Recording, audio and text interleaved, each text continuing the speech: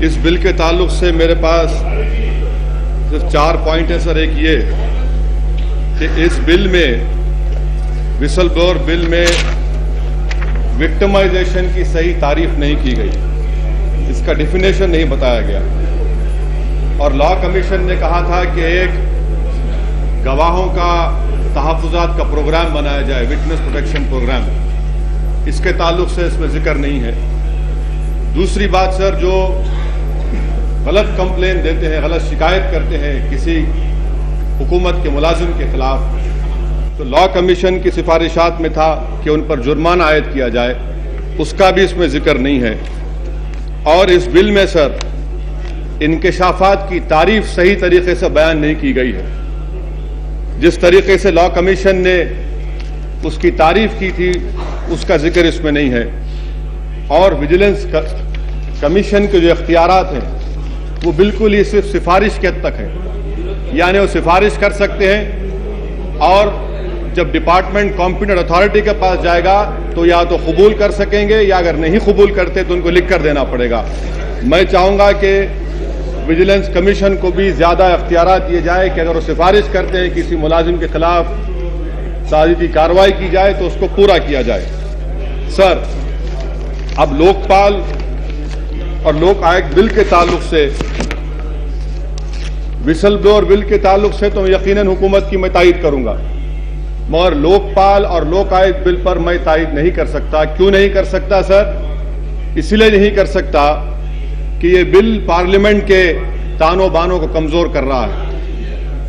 یقیناً سر کرپشن ایک بہت بڑا مسئلہ ہے, ہمارے ملک کے لیے ایک بہت بڑا سنگین خطرہ ہے, اس میں کوئی شک کی گنجائش نہیں ہے.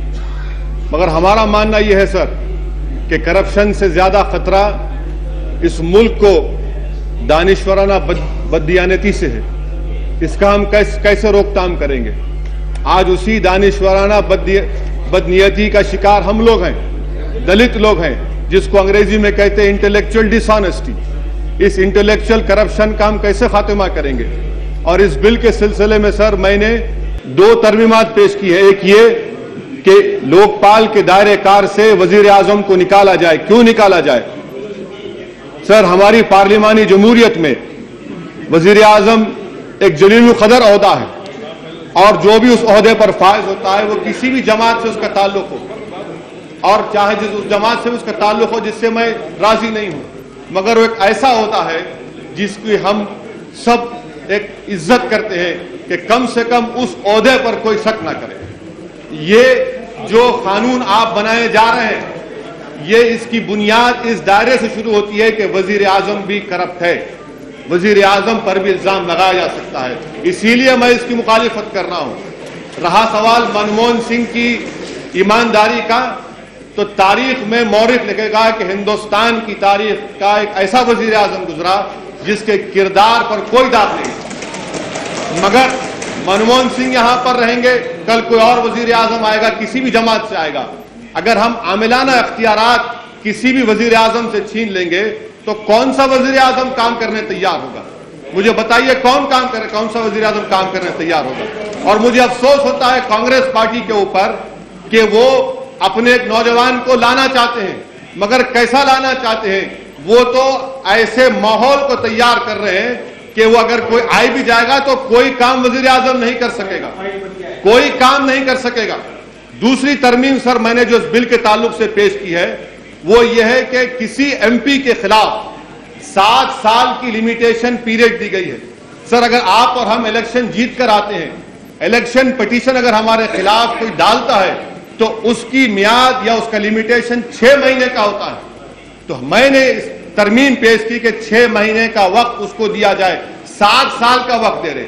تیسری بات سر, میں وزیر اعظم سے جاننا چاہوں گا کہ ایک انسٹارٹ کوسچن میرے نام سے آیا تھا 21/12/2011 کو سول سرونٹ کے اوپر. آپ کی اجازت سے سر میں انگریزی میں اس کوسچن کے 2 چیز پڑھنا چاہوں گا کہ اس میں یہ سوال تھا سر کہ whether it is a fact that number of IAS and IPS other class 1 officers especially in states are found involved in corrupt practices. دوسرا اس کا تھا سر کہ whether the government proposes to amend the conduct rules and civil service rules to make the premier service clean.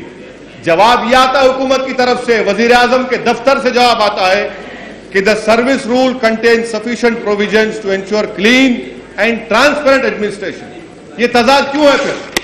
آپ ایک طرف جواب دے رہے ہیں کہ آپ کو کسی بھی قانون کی ضرورت نہیں ہے, موجودہ سروس رولز کافی ہیں, تو آپ کیوں لوک پال لا رہے ہیں؟ میں آپ کے سامنے سوال رکھ رہا ہوں, اسٹارٹ کوسچن نمبر 4471 اور 21/12/2011 کا ہے. چوتھی اور آخری بات سر, میں آپ کے سامنے بتانا چاہوں گا کہ سیکشن 24 دفعہ 24, کپل سبل صاحب چلے گئے, دفعہ 24 میں کم سے کم قانون بنانے والوں کو یہ تو سوچنا چاہیے تھا کہ آپ اس ایوان کی عزت, یہ کرسی ہے, اگر آپ اس کرسی پر شک کریں گے اور اس کرسی کو لوک پال کے دائرے میں لائیں گے تو سب کی توہین ہے. اور آپ یہ کہہ رہے ہیں کہ دفعہ 24 کے ذریعے اسپیکر کو جواب دینا, سر میں مکمل کر رہا ہوں, سر اہم بات پر آیا ہوں, نکتہ ہے, دفعہ 24 کے تحت اسپیکر کو لوک پال کو جواب دینا پڑے گا. مجھے یاد ہے سر, اسی کرسی پر پچھلی پارلیمنٹ میں سومناتھ چٹرجی بیٹھے تھے, سپریم کورٹ کا ایک مسئلہ آیا تھا کہ سپریم کورٹ نے جواب پوچھا اسپیکر سے, تو سومناتھ چٹرجی نے اس ایوان میں ایک سینس آف ہاؤس دے کر کہا کہ میں جواب نہیں دوں گا. آپ لوک پال کو اسپیکر بناتی ہے, اس میں ممبر ہے, اور اسپیکر کو جواب دینا پڑے گا. اور بتائیے کون سا قانون ہے؟ اگر میں بحیثیت ایک ایم پی میرے خلاف چارج شیٹ فائل ہوتا ہے تو میں الیکشن لڑ سکتا ہوں, مگر آپ یہ کہہ رہے ہیں کہ نہیں, اگر چارج شیٹ فائل ہوگی تو اسپیکر مجبور ہوگی میرے خلاف ایکشن لینے کے لیے. تو یہ کون سا قانون آپ بنانے جا رہے ہیں؟ آخری اور اہم بات سر, یہ بہت ہی اہم مدعا ہے جس کو حکومت بھول گئی ہے. دفعہ 14H میں یہ بات لکھی گئی ہے کہ جو کوئی بھی لوگوں سے چندہ لیتے ہیں ان کے اوپر بھی لوک پال آئے گا, جو باہر سے پیسہ منگواتے ہیں.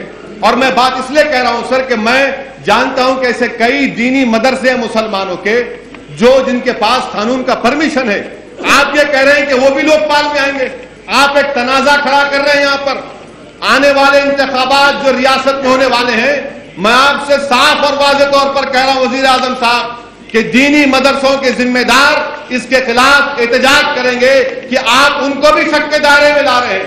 جب آپ پرمیشن دے رہے ہیں, حکومت کے پورے اختیارات آپ کے پاس ہیں, اس کے باوجود بھی آپ کر رہے ہیں. آخری پوائنٹ سر, مائنورٹیز کے, میں ختم کر رہا ہوں سر, مائنورٹیز کو لوک پال میں ان کا حصہ دینے کا. معزز قائد اپوزیشن نے کہا کہ ہمارے ملک میں کئی مسلمانوں کو صدر جمہوریہ کے عہدوں پر فائز کیا گیا. میں آج صاف اور واضح طور پر اس ایوان سے کہنا چاہوں گا کہ مسلمانوں کو اب کسی مسلمان صدر جمہوریہ کی ہرگز ضرورت نہیں ہے. آپ ہم کو نوکری دیجئے, آپ ہم کو تحفظات دیجئے, آپ ہم کو زندگی کا تحفظ دیجئے. یہ صدر جمہوریہ کے عہدے سے ہم کو فائدہ ہونے والا نہیں ہے. ہم کو ایک چپراسی کی نوکری نہیں مل سکتی. کھلونے دے کر, جسے شاعر نے بڑا اچھا کہا سر یہاں پر کہ تمناؤں میں الجھا گیا ہوں, کھلونے دے کر دل بہلایا گیا ہوں. آخر کب تک آپ کھلونے دے کر ہمارا دل بہلائیں گے؟ اور رہا سوال کہ ملک ٹوٹے گا اگر مائنورٹیز کو دیں گے. کیا 19% آبادی اس ملک کو اگر آپ نمائندگی نہیں دیں گے لوک پال میں, تو پھر یہ کون سا لوک پال ہوگا؟ کون سا؟ میں ختم کر رہا ہوں, میں ختم کر رہا ہوں کہ کون سا لوک پال ہوگا؟ کہاں کیا ملک مضبوط نہیں ہوگا؟ سر میں ریزرویشن دور کی بات, ہم اس ناانصافی کے ساتھ زندہ نہیں رہ سکتے. ارے جو لوگ آج ملک توڑنے کی بات کر رہے ہیں, کہاں تھے وہ لوگ جب ہم نے ریشمی رومال کی تحریک شروع کی؟ کہاں تھے وہ لوگ؟ ارے ہم علامہ فضل خیر آبادی کے جانشین ہیں. کیا آج ہم سے کہتے ہیں کہ ریزرو مسلمان اگر ہونا جرم ہے اس ملک میں؟ کیا ہم اس ملک میں دوسرے نمبر کے شہری ہیں کہ تحفظات ہم کو نہیں دیے جا سکتے؟ ارے آج اس ملک کی حقیقت یہ ہے سر کہ 80-75% ہندوؤں کو تحفظات مل کر مسلمانوں کو 3% میں تو احتجاج ہوتا ہے. ایک خیرات, ہم کو خیرات نہیں چاہیے سر, ہم کو حکومت سے اپنا حق چاہیے. اسی لیے میں آپ سے اپیل کروں گا آخر میں کہ میں یہ لوک پال اور لوکایت بل کا ساتھ نہیں دے سکتا. وزیر اعظم صاحب, آپ کشن بابو راؤ کو زیادہ اہمیت مت دیجیے. یہ بہت کشن بابو راؤ نے بہت ڈرامہ کر لیا. قانون تو یہ بننا چاہیے کہ اگر ہندوستان میں کوئی بھوک ہڑتال کرے گا تو آپ ایک قانون بنائیے کہ اس کے ساتھ ایک ڈاکٹر ہوگا جو روز اس کا وزن دیکھے گا کہ وہ کیا کھا رہا ہے, کیا پی رہا ہے. ایک مذاق بنا رہے ہیں. 2009 میں 2009 में ऐसी हुआ, 2009 दिसंबर में भूख हड़ताल की गई आंध्र प्रदेश में, आपने फैसला लिया और फैसला आपने लिया भुगत रहे हमें, भुगत रही आंध्रा की आवाम भुगत रही है। आप कब तक आप दबाव में आएंगे? इसलिए मेरी गुजारिश है कि आप ऐसे ब्लैकमेलिंग से सकम मत होइए, आप हुकूमत करिए रोब के साथ, और इस बिल की मैं तारीफ नहीं कर सकता। सर शुक्रिया।